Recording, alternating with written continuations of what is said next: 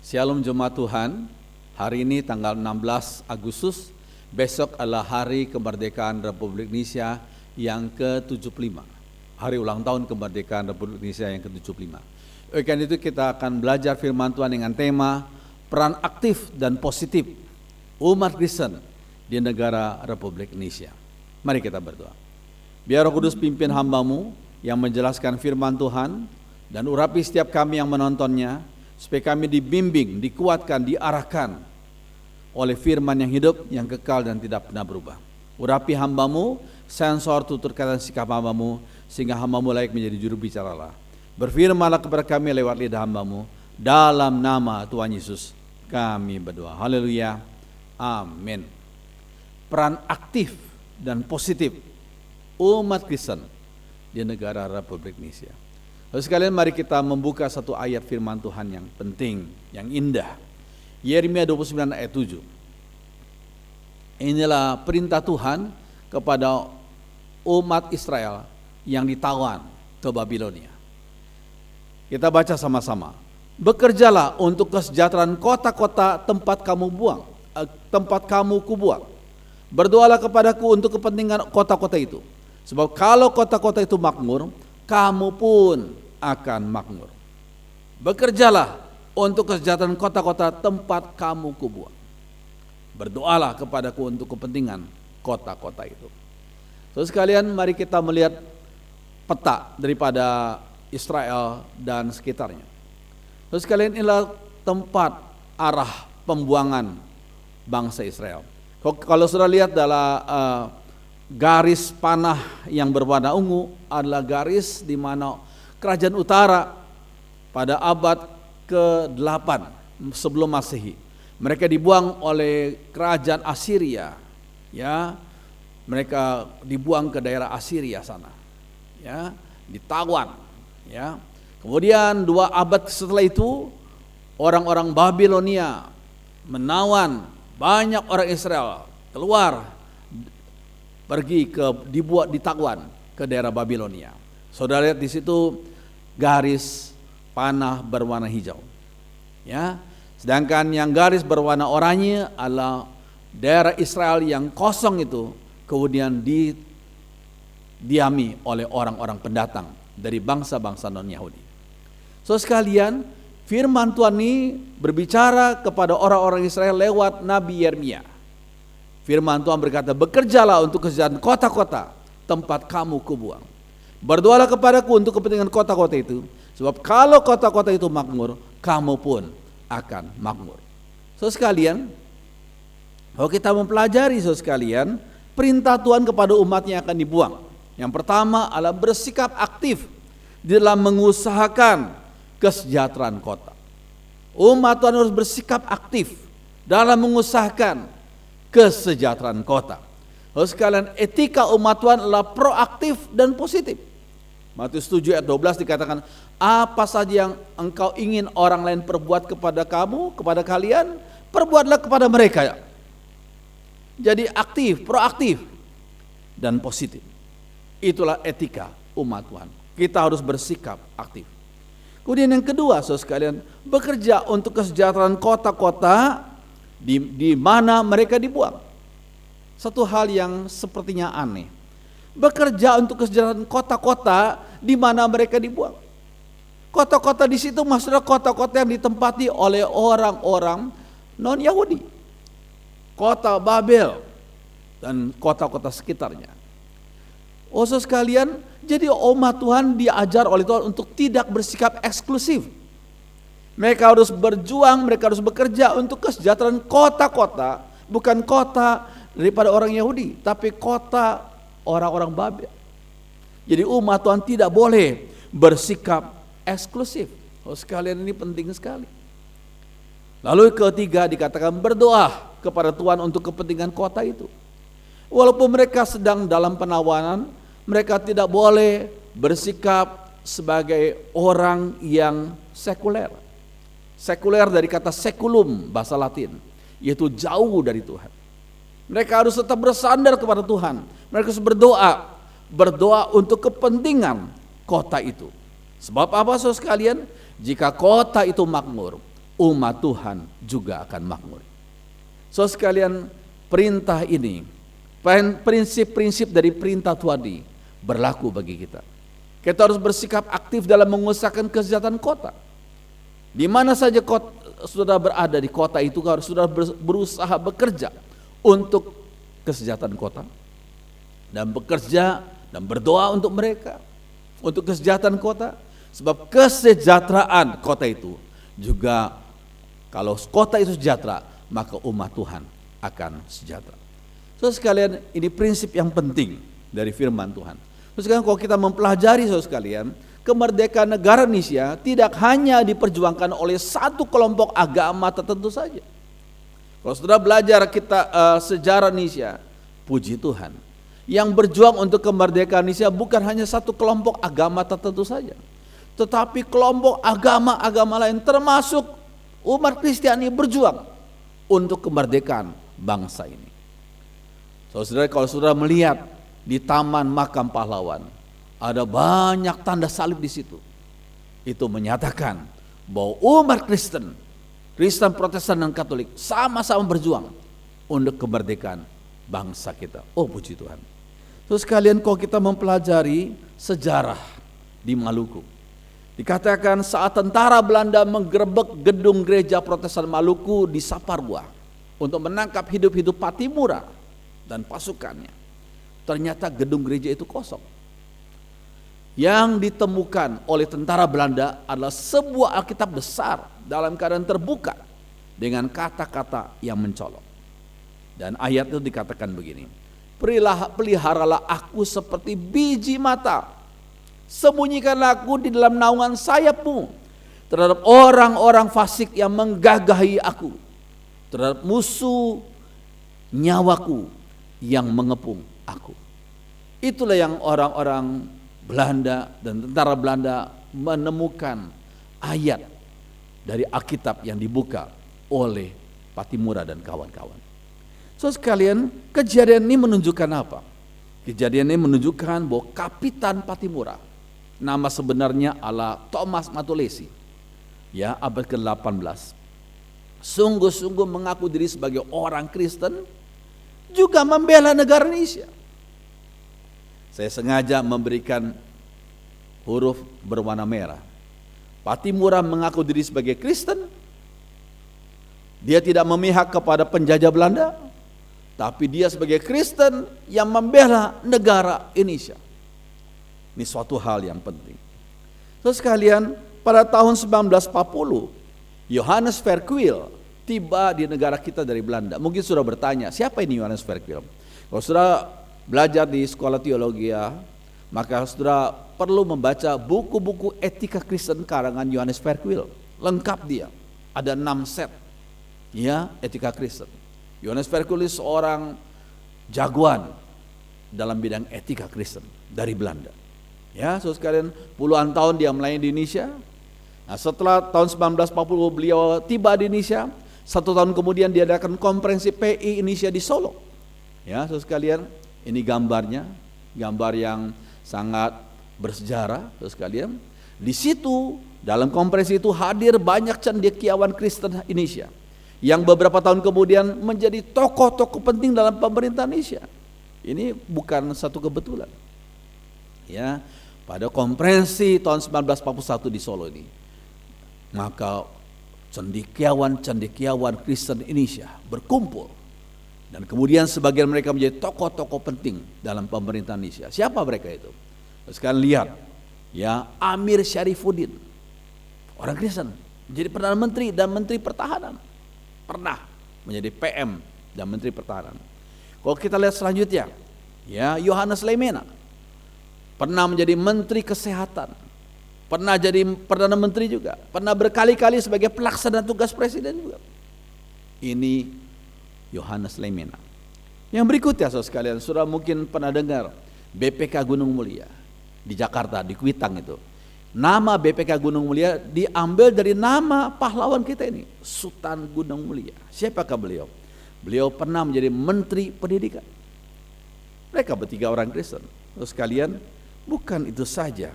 Kalau kita memperhatikan, saudara sekalian, dalam setiap kabinet, sejak tahun 1945 selalu ada partisipasi pribadi-pribadi beragama Katolik dan Protestan.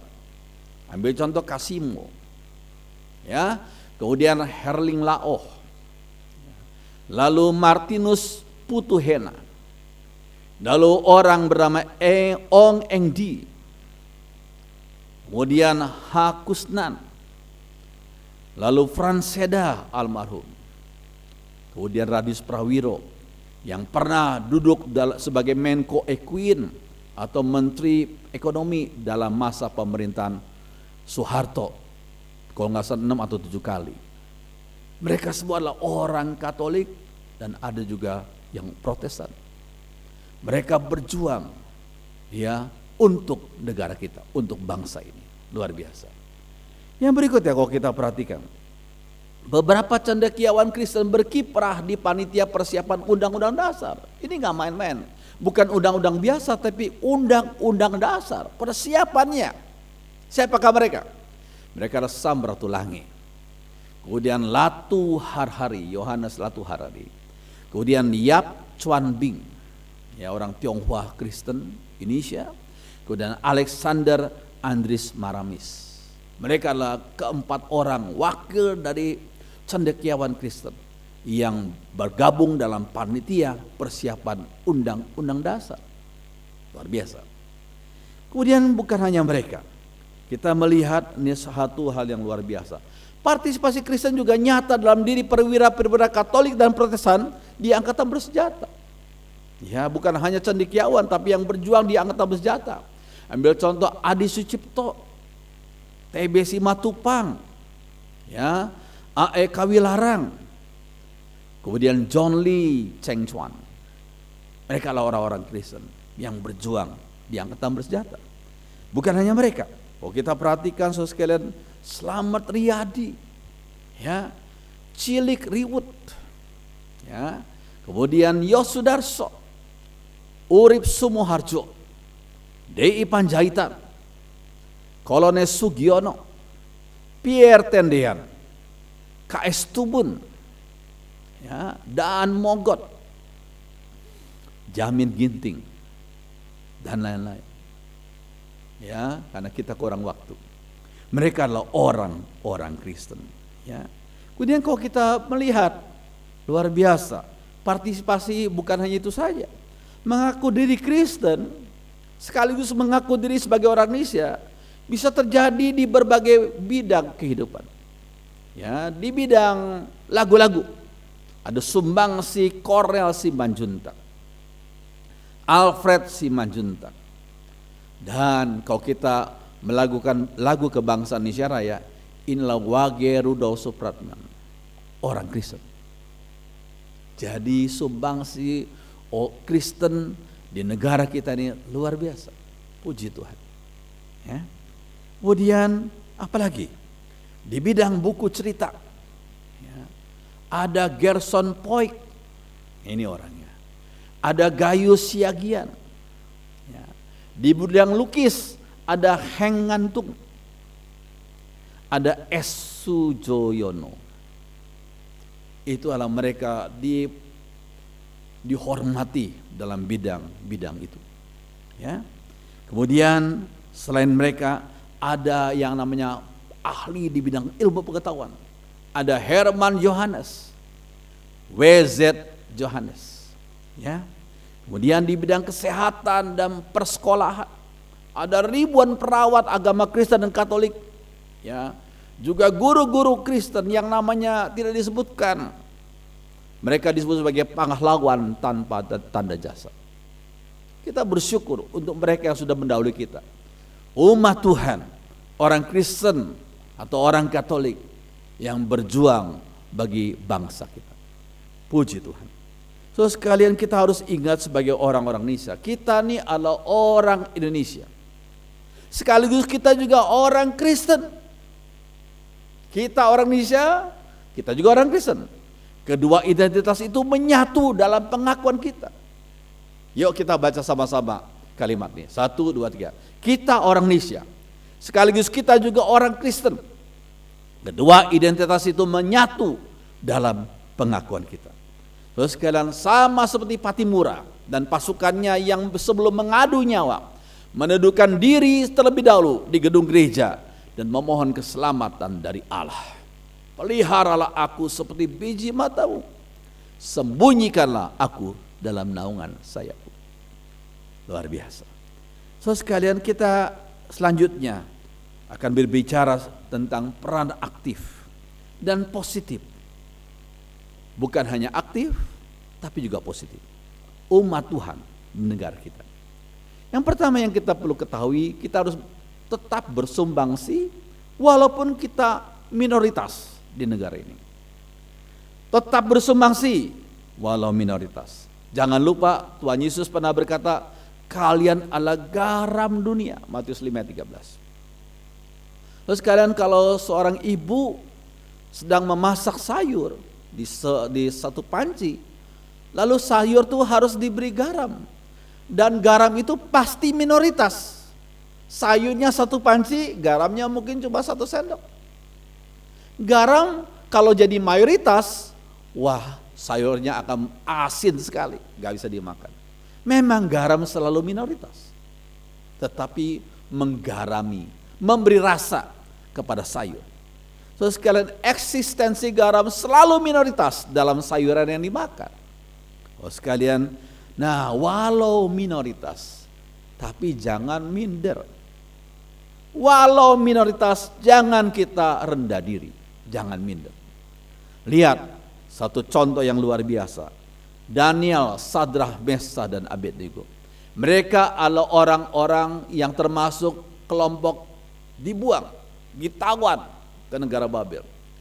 Mereka ditawan, kemudian mereka sebagai minoritas di kota itu, tetapi mereka bersumbangsi dan sumbangsi mereka besar. Mereka tidak minder karena mereka minoritas, karena mereka bangsa tawanan. Tidak, mereka bersumbangsi dan sumbangsinya tuh sangat besar, luar biasa. Nah, saudara sekalian, sumbangsi garam yang sangat besar adalah, pertama, garam itu memberi rasa. Ya, yang kedua, garam itu menghambat pembusukan.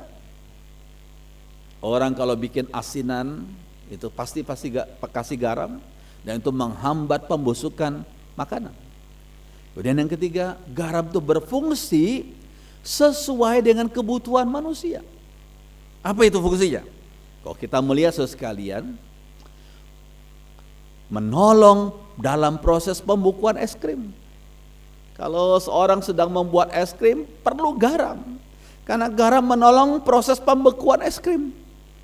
Ya, tapi kalau kita perhatikan gambar nih, di negara-negara yang ada salju, kalau jalanan tuh supaya saljunya lumer, mereka siram garam. Apa tujuannya? Karena garam dipakai untuk mencairkan salju. Luar biasa ya. Kalau orang bikin es krim, garam dipakai untuk membekukan es krim. Tapi kalau menghadapi salju, garam dipakai untuk mencairkan salju. Oke, itu garam saya sebut dengan berfungsi sesuai dengan kebutuhan manusia. Jadi kalau Tuhan Yesus berkata, kalian adalah garam dunia, itu luar biasa. Makna yang indah sekali. Terus sekalian, kalau kita memperhatikan dalam sistem negara kita demokrasi, sebenarnya nggak ada diskriminasi berdasarkan asas mayoritas dan minoritas. Sekali saya katakan, dalam demokrasi tidak ada diskriminasi berdasarkan asas mayoritas dan minoritas. Orang jenius, pemimpin visioner, jujur dan adil selalu minoritas secara jumlah. Ini kita perlu perhatikan. Pelajari sejarah dunia. Orang jenius, pemimpin visioner, jujur dan adil pasti minoritas. Tapi mereka berpengaruh luar biasa. Ya, mereka memberi arah dan kemajuan bagi kelompok mayoritas. Ya, yang mayoritas belum tentu benar dan baik secara kualitasnya. Sekali lagi, yang mayoritas belum tentu benar dan baik secara kualitasnya. Saudara, kalau kita ingat akan 12 pengintai yang diutus Musa, yang mayoritas yang 10 orang itu malah melemahkan semangat umat Israel dan melawan perintah Tuhan. Yang minoritas yang cuma 2 orang, yaitu Yosua dan Kaleb, malah dipakai Tuhan untuk membangkitkan semangat dan menegur orang Israel. Jangan kalian bertentangan dengan kehendak Tuhan. So sekalian, jadi yang mayoritas belum tentu benar dan baik secara kualitasnya. So sekalian, yang terpenting adalah sumbangsi aktif dan positif seseorang. Ya, yang penting kita hidup di Indonesia sebagai orang Kristen, kita harus bersumbangsi secara aktif dan positif bagi negara kita. Puji Tuhan. Lalu sekalian yang kedua, kalau kita perhatikan, peran aktif dan positif umat Tuhan adalah tetap teguh pada identitas diri yang berbeda. Kata yang berbeda itu saya ingat kata kudus atau hagios. Hagios diterjemahkan menjadi kudus itu mempunyai dampak berbeda. Umat Tuhan harus mempunyai sikap hidup yang berbeda dengan orang-orang di luar sana. Kita harus mempunyai sikap berbeda, yaitu memuliakan Tuhan, menjadi berkat bagi banyak orang. Ya, itulah hagios. Walau kita menghadapi cobaan berat. So, sekarang kalau kita perhatikan saudara, nama Daniel dan kawan-kawan itu diubah ketika mereka tiba di Babilonia. Lalu sekalian, nama diubah itu bukan masalah remeh-temeh, tapi masalah yang penting maknanya. Karena nama adalah identitas seseorang. Saudara lihat, Daniel itu artinya El adalah hakimku. Jadi Allah yang dikenal oleh orang Israel adalah salah satu namanya adalah El. El adalah hakimku. Tapi ketika diubah di Babilonia, dia diubah menjadi Belsasar, artinya dewa Bel atau dewa matahari melindungi hidupnya. Ya, kalau kita perhatikan Hananya artinya Yahweh menunjukkan kasih karunia.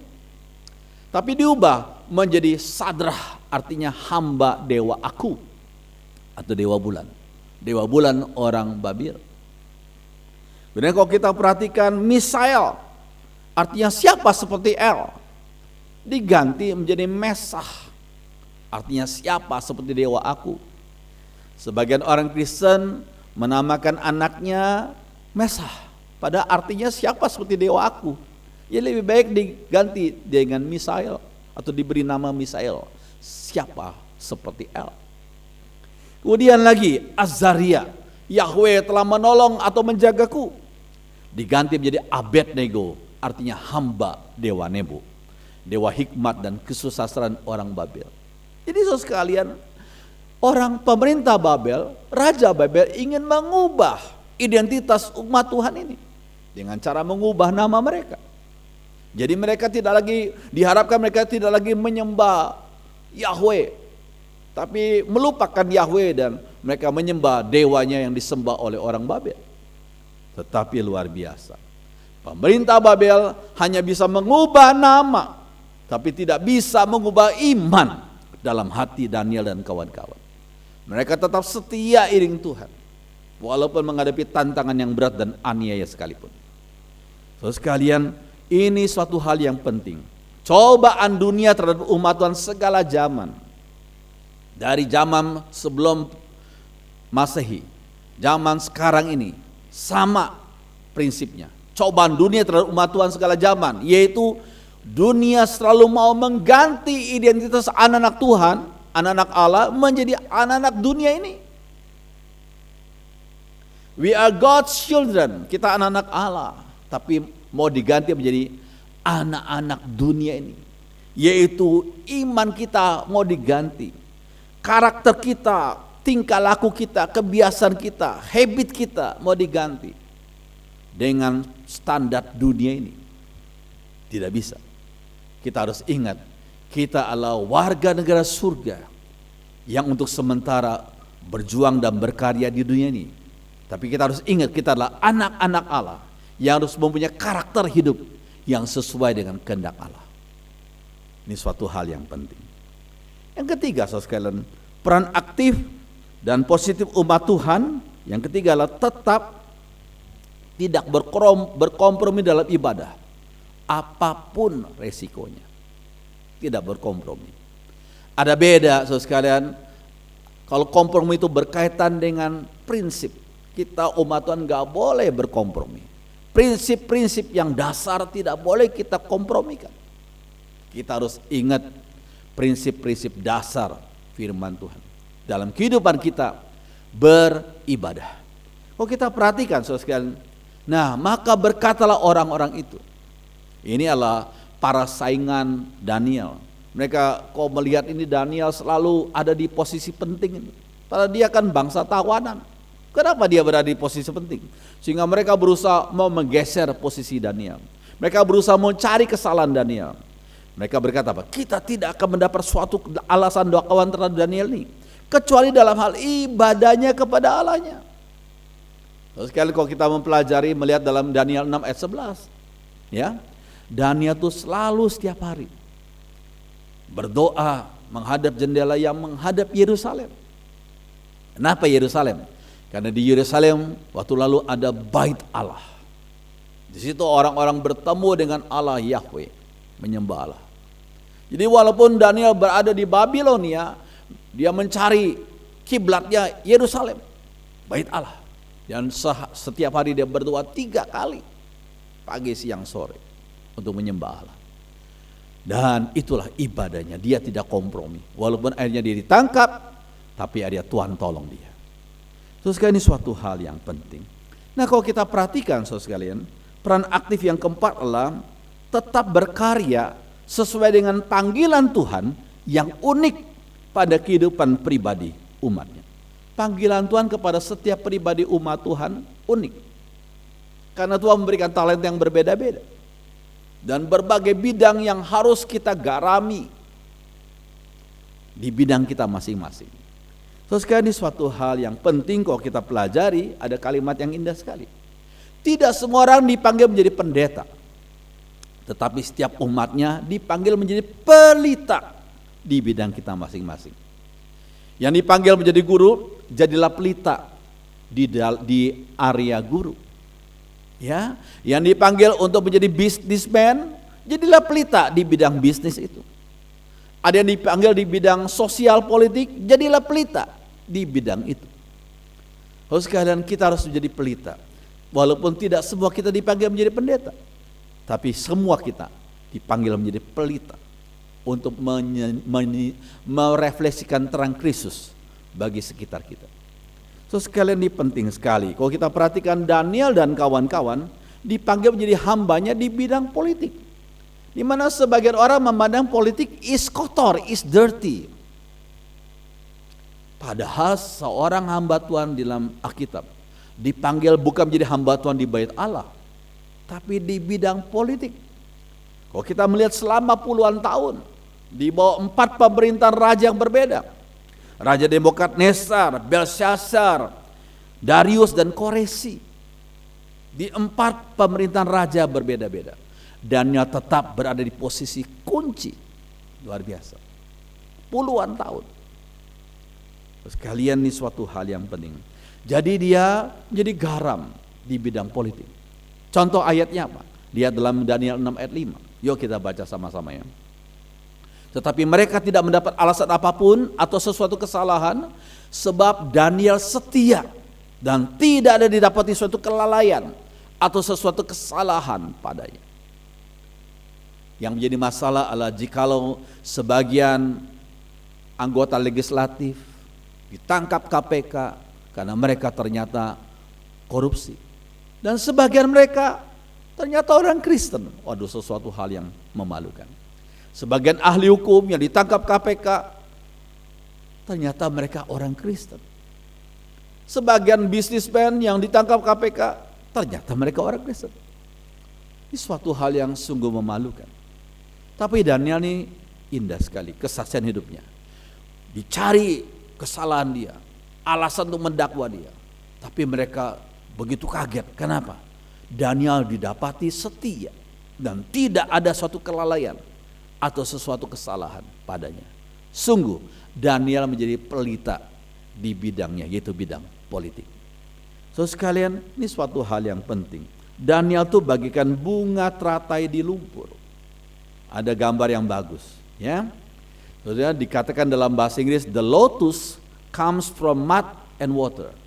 Teratai itu tumbuh di lumpur dan air. But grows into the purest things. Namun dari tempat yang lumpur dan berair itu keluarlah bunga yang pure, yang murni, yang warna putih. Terus sekalian, Daniel itu seperti itu. Di tengah-tengah lingkungan yang mungkin gak jujur, Daniel menyatakan, aku harus menjadi hamba Tuhan di bidang ini. Menjadi terang, jadi garam, bagaikan bunga teratai itu. Terus sekalian, ini suatu hal yang penting. Nah, yang kelima, saudara sekalian, peran aktif dan positif umat Tuhan alam. Tetap hidup seturut dengan firman Tuhan, walau godaan menerpa. Ya, saudara sekalian, kalau kita membaca ayat ini, mari kita baca sama-sama ya. Daniel berketetapan untuk tidak menajiskan dirinya dengan santapan raja dan dengan anggur yang biasa diminum raja.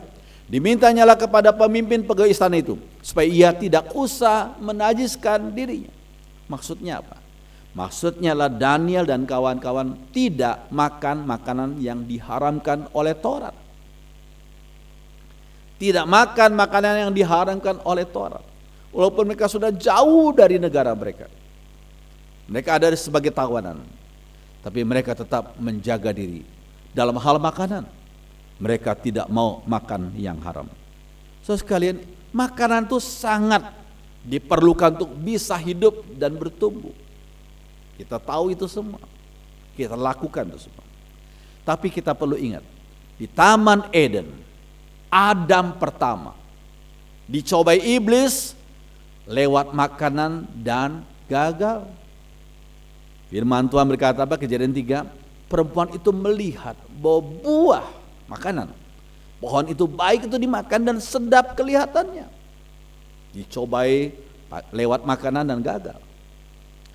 Tapi di padang gurun, Adam kedua itu Yesus dicobai iblis, berkaitan dengan makanan dan menang. Dari mana kita tahu? Matius 4. Lalu datanglah si pencoba itu dan berkata kepadanya, jika engkau anak Allah, perintahkanlah supaya batu-batu ini menjadi roti. Makanan. So sekalian, kita perlu ingat, makanan kita sangat perlu untuk bisa hidup dan bertumbuh. Tapi seringkali cobaan juga datang lewat makanan. Terus kalian, mengapa Taurat mengklasifikasi semua binatang menjadi halal dan haram? Ya, dalam Imamat 11 sudah lihat ada binatang yang halal, ada binatang yang haram. Terus kalian, kalau kita pelajari, itu berkaitan dengan kesehatan umatnya. Dan itu prinsip itu masih berlaku sampai sekarang ini. Ya, terus kalian, ikan yang halal adalah yang bersirip dan bersisik. Itu firman Tuhan katakan. Sedangkan ternak yang halal adalah yang memama biak dan berkuku belah. Itu semua adalah untuk kesehatan umatnya. Kita ambil contoh. Sekalian, dalam Taurat, ya, Tuhan melarang umatnya memakan kerang. Kenapa ya? Wah, saya mungkin bisa dimusuhi oleh sebagian orang yang suka makan sate kerang ini. Kenapa Tuhan melarang? Karena ternyata kerang adalah binatang pembersih air. Ya, kerang kalau diambil, dimasak, oke, bakterinya bisa mati, tapi racunnya masih ada di situ karena pembersih air. Maka Tuhan larang untuk makan kerang. So sekalian, kenapa dalam Taurat Tuhan melarang umat yang makan jeroan? Ya, liver, ya, dan yang lain-lain, ginjal. Kenapa Tuhan melarang umat yang memakan jeroan? Mitos zaman dulu apa? Jika engkau mau tambah darah, makan hati ayam. Itu mitos sekalian, itu dongeng. Pada firman Tuhan berkata, jangan kamu makan jeroan. Kenapa? Karena fungsi jeroan lah untuk pembersih darah. Sehingga banyak racun di situ. Jangan kita makan. Demikian juga jeroan bagi tubuh binatang juga pembersih darah. Jangan kita makan. Ya, sebab banyak racun di situ. Sekali lagi, kalau dimasak bakterinya bisa mati, tapi racunnya masih ada di situ. Toksinnya masih di situ. Terus sekalian, kalau kita pelajari, nah ini ikan ini tidak bersisik, tidak bersirip, ya, tidak bersisik. Ikan lele ini. memang Tuhan larang. Ini haram, jangan dimakan karena memang tidak sehat. Dalam survei di Amerika, ikan yang paling banyak bakterinya adalah ikan lele. Ya, saudara sekalian, nah yang berikutnya Tuhan juga melarang makan ini, kodok ini. Kenapa dilarang? Karena kodok hidupnya begitu kotor, nggak baik untuk kesehatan umat. Maka dilarang oleh Taurat. Saudara sekalian, yang berikut ini ada gambar yang sungguh membuat kita tidak enak. Ya, terus sebagian orang tuh kalau nggak makan daging ini nggak Natal. Kalau tidak makan daging babi nggak Natal. Sekarang, tetapi dalam Taurat Tuhan melarang orang makan, umatnya makan daging babi. Kenapa demikian? Karena babi itu ternyata begitu rakus. Nah, dalam tubuh manusia dan dalam tubuh hewan ada bagian di mana itu asam paling banyak. Untuk apa ada asam di situ? Supaya bisa membunuh kuman penyakit yang masuk. Yaitu lambung. Lambung binatang, lambung manusia itu asamnya begitu banyak.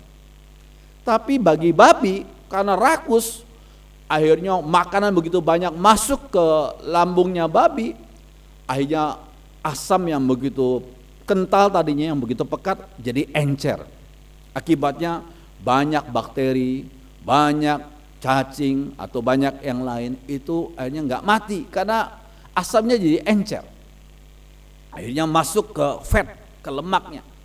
Nah, daging babi adalah sulit memisahkan antara lemak dengan daging. Dan di lemak itulah ada banyak parasit dan banyak hal-hal yang nggak baik untuk kesehatan. Makanya Tuhan melarang daging babi. So sekalian, tetapi beda dengan sapi ini. Ya, sapi adalah binatang yang memamam biak, yang berkuku belah. Nah, ada buku yang mengatakan sapi ini mempunyai semacam 4 kantong dalam pencernaannya. Sehingga kalau hasil daripada 4 kantong itu, maka itu menjadi daging, dan daging sapi ini bersih sekali. Bersih sekali dan baik untuk dimakan. Dan makanannya juga rumput, ya, pohon-pohonan, ya, rumput dan daun-daunan. Terus sekalian, jadi sebenarnya makanan binatang yang haram tidaklah berdosa. Kita orang Kristen sudah percaya Tuhan Yesus mengampuni dosa kita. Iya, makan binatang yang haram tidaklah berdosa. Tetapi tidak baik untuk kesehatan tubuh. Tubuh kita adalah bait Roh Kudus. Jangan kita isi dengan makanan-makanan yang tidak menyehatkan kita. Bukan berarti saudara sekalian kita sama sekali tidak boleh makan daging babi, sama sekali kita tidak boleh makan kerang, sama sekali tidak boleh makan lele segala macam. Boleh sesekali, tapi sedikit saja. Dan jarang-jarang, jangan sering-sering. Sebab itu tidak baik untuk kesehatan kita. Biar kita semua menjadi umat Tuhan yang seperti Daniel dan kawan-kawannya, yang tetap mengikuti perintah Tuhan, makan makanan yang sesuai dengan perintah Tuhan, yang Taurat Tuhan. Itu adalah untuk kebaikan kesehatan kita. Puji Tuhan. Mari kita sama-sama berdiri, kita nyanyikan satu lagu yang terutama dalam hidup ini memuliakan nama Yesus. Mari kita berdiri, nyanyikan lagu ini bersama-sama.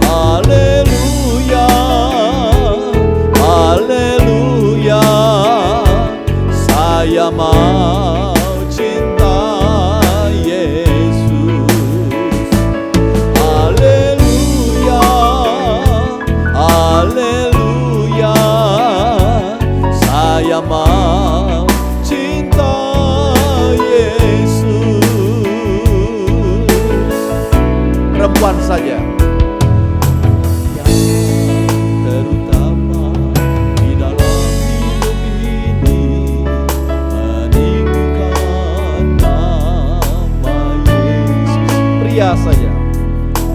yang terutama di dalam hidup ini, memuliakan namanya. Angkat tangan kananmu dan berkata, haleluya, haleluya, saya mau cinta Yesus. Haleluya,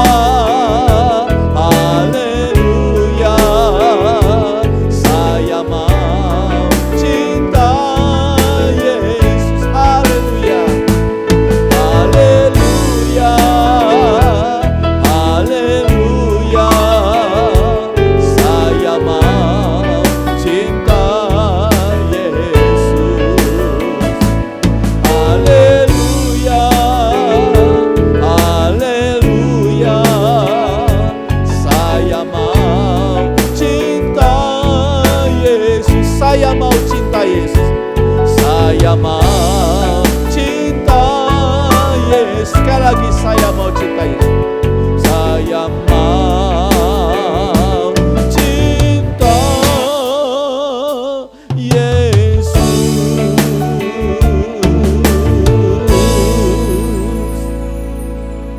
Kami bersyukur untuk negara kami Indonesia yang pada besok hari berulang tahun yang ke-75. Terima kasih untuk kemerdekaan yang Tuhan sudah berikan kepada negara kami. Kami berdoa untuk kemampuan, hikmat, takut akan Tuhan dikaruniakan kepada para pemimpin kami, khususnya menghadapi tantangan pandemi COVID-19 ini. Tuhan, kami juga berdoa bagaimana bisa menyimbangkan antara gas dengan rem, menghadapi pandemi, tapi sekaligus juga membangun ekonomi. Bukanlah satu hal yang mudah ya Tuhan. Tolong kepada para pemimpin kami, berikan mereka hikmat, bisa memimpin negara kami menghadapi tantangan yang berat ini. Dan tolong kepada semua petugas yang Tuhan berikan tanggung jawab dalam hal hukum, berikan kepada mereka hati yang takut akan Tuhan. Semua pihak keamanan Tuhan juga tolong. Semua menteri, semua kabinet, anggota DPR dan MPR Tuhan pimpin. Dan setiap umat-Mu Tuhan, kami bersatu hati untuk memuliakan Tuhan dalam tugas kami, panggilan kami di bidang kami masing-masing.